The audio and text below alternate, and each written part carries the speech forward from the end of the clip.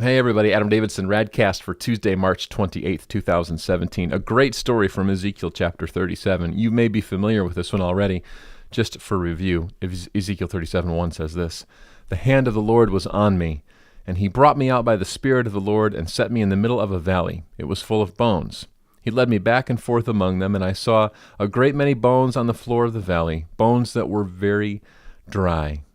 So Ezekiel is brought, not literally, but in a vision, to this place where he can see all of these skeletons, just perhaps miles and miles of skeletons, if not at least a huge trench of them.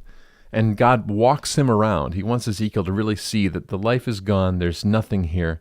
It's a history of what was, now what is or could be. It's done. And then God asks Ezekiel a question. And he says, "Son, laddie, can these bones live?" And Ezekiel gives a very safe answer. And he said, "Sovereign Lord, you alone know." Anytime God asks a question, it's not because he doesn't know the answer. And it's not even because he doesn't know how we will answer. I think he knows all this. I think God asks a question of you and I so that we know how we would answer. We know what we believe.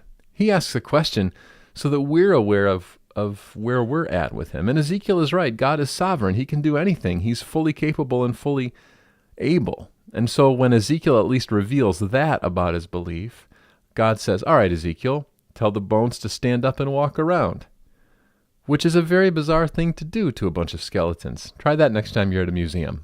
Wait, don't.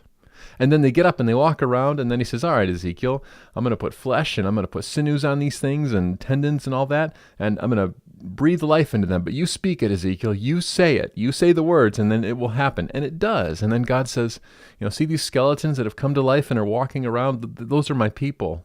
They were dead in their transgressions and sin, but I want to breathe life into them. And then the vision stops. Now, that story in and of itself might be a fascinating story of the miracles of anatomy, but I don't think that's what we're supposed to get from it. I'm picking up on two things this morning as I stir on this passage. Number one, God is a God of renewal. He wants to breathe life into things that are totally and completely dead, and he wants you and I, as his followers, to see carnage and destruction and evil not as an end, but as an opportunity for God's grace and power to flow through and bring about the miraculous. That's the first thing. That we see the world as God sees it, not as broken, but as potential for grace and kingdom movement.